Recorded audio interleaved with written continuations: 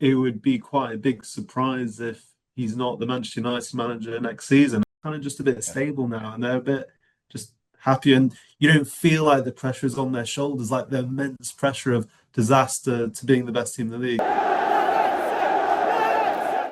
You are in and around Carrington a lot.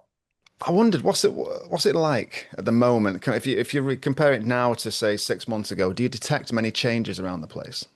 It's really interesting because I think it's easy to forget after the roller coaster. Well, mostly it did, but under Ruben Amorim, that I think at the start of this season, I was there when they reopened the first team building at Carrington, and they'd just come back from pre-season, and despite what happened in that Europa League final against Tottenham, obviously they tried to really rebuild that changing room and the environment. But also, I think we forget kind of that this United team didn't really have top facilities for, a really long period of time. And I think that became more apparent to me when I had this tour around the new first team building, and you kind of go, oh, they really didn't have any of this. Like, no wonder maybe things were a bit, all over the place, and maybe the team morale wasn't where it should be, and maybe they weren't spending a lot of time together at Carrington, because those facilities weren't there. So I think we sometimes don't maybe give that enough attention because we look at the results and how the team are performing, etc. So I think that was apparent, and I remember speaking to like Tom Heaton, Diogo Dalot that day as well.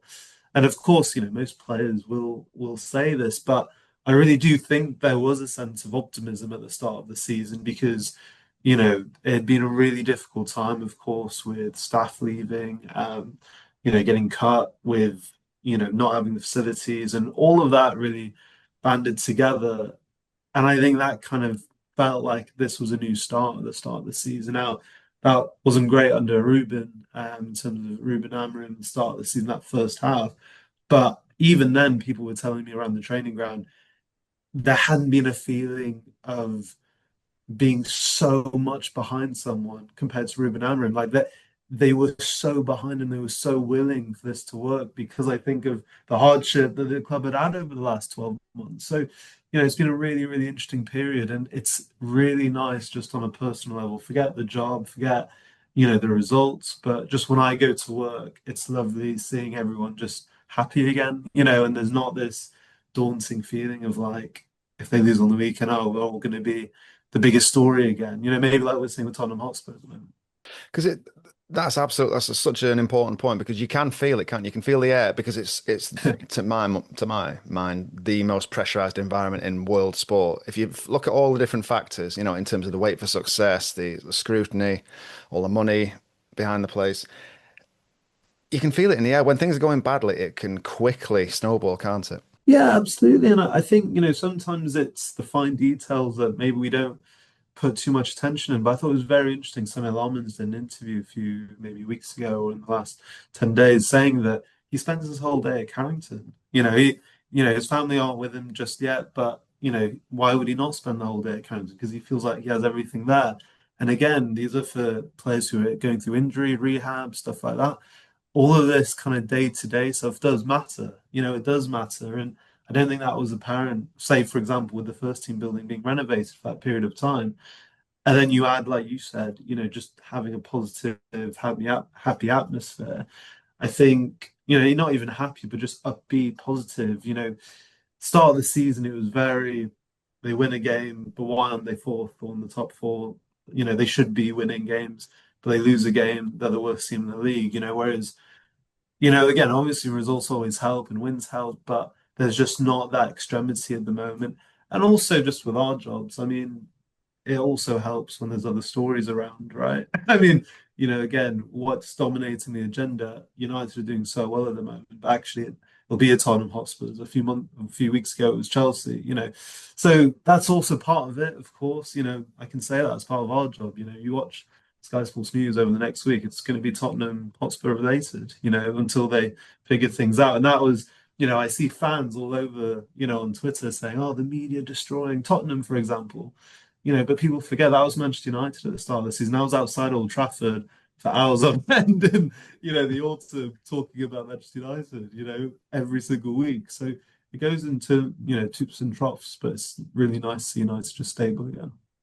And that stability is the crucial word. I mean, Michael Carrick's been behind a lot of that, and his staff.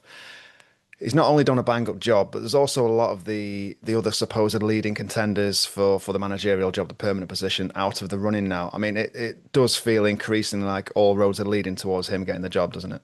It does at the moment, and I think it would be quite a big surprise if he's not the Manchester United manager next season. And that isn't, or head coach. Sorry, let me fix my phrasing. But and that's not me breaking any exclusive news. I think everyone on the patch would tell you quite similar.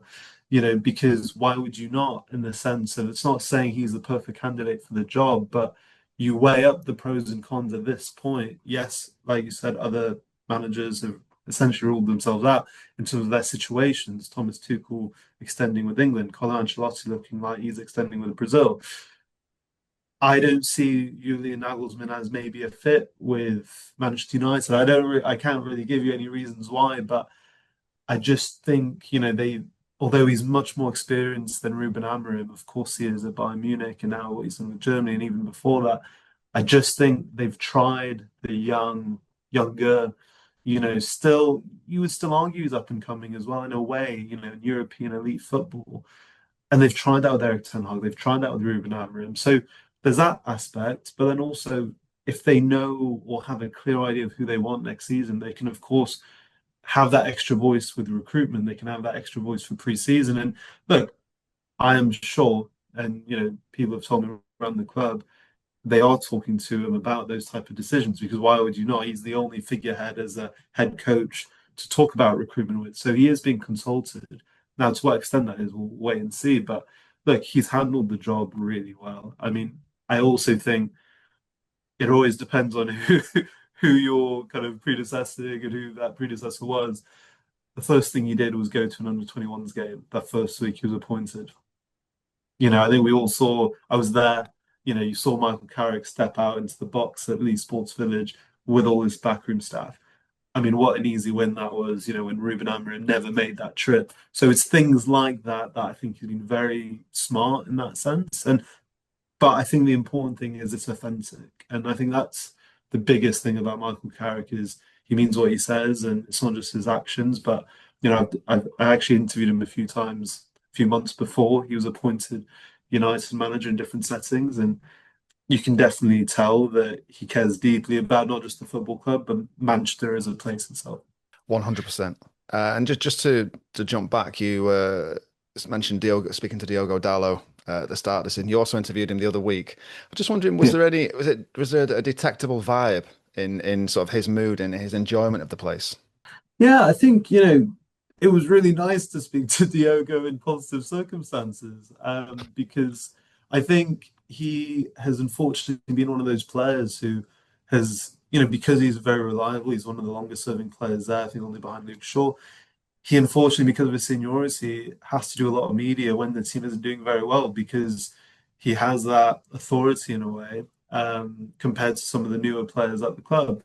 So he's not had a great ride. And I think he is, I'm not saying he's Cafu, but I do think he can be an easy scapegoat at times because a right back, unless you're Trent Alexander-Arnold or Reece James or, the right back position isn't that glamorous, is it? And, maybe since Antonio Valencia, Manchester United haven't had maybe that type of player in that position. I know Ashley Young played there a little bit, but even predecessing Tony Valencia, you probably go back to Gary Neville where they've really had a star right back, So he was really positive. I thought, that my takeaway from that interview was really talking about, yes, what Michael Carrick has done, but he kind of talked about how there was no surprise about what he had done. But actually what he's talked about with Son of Lomans, I thought, talking about how he's had a very impressive season, doesn't get too high, doesn't get too low. But in a way, again, you kind of think, well, why is someone saying what they're saying? And look, I could be wrong trying to interpret what Dallo said, but I think you can only say that based on what you've had before, and that was maybe as telling as on Andre Onana and what they had before that than just how good Son is. So that was very interesting. And yeah, I think he's finally, a bit like the team, they're kind of just a bit stable now, and they're a bit just happy and you don't feel like the pressure is on their shoulders, like the immense pressure of disaster to being the best team in the league, disaster to best team in the league anymore, which is, what they're probably enjoying a little bit. I mean, for want of a better word, I was crying out for a boring season this season. You know what I mean? Because of so much tumult and the massive dip last season, and just it never seemed to be far away from something bizarre. You know, whether it's as niche as failing the food test at Old Trafford. You know, something weird is always going to happen. So that stability, that's when you can build, isn't it? Yeah, and I think, look, that was the most disappointing aspect, in the last break when United had, those 2 weeks where they didn't have a game where Sir Jim Radcliffe did that into Sky News. Now, look, it's not for me to talk about politics or his views, and especially, but my point is more that, you know, that it felt like finally United weren't in the news, basically, and everyone at the club could just take a step back for 2 weeks and just go, okay, that pressure is off. We can have a few weeks to just let other clubs, let other teams dominate the news, and let's just all take a step back and just breathe. And look, it didn't affect that many people, say, roles who had to get involved in the club, but it was still something they had to see themselves and still kind of think about themselves. So I think that was almost the frustrating thing about that whole episode. Now, as you mentioned, it's really nice at the moment that they can just reset a little bit. But I also think for the fan base as well, Steve. I mean, there's not this kind of under Ruben Amorim and Eric Ten Hag, like kind of going into games thinking, oh, we don't really know what we're going to see today.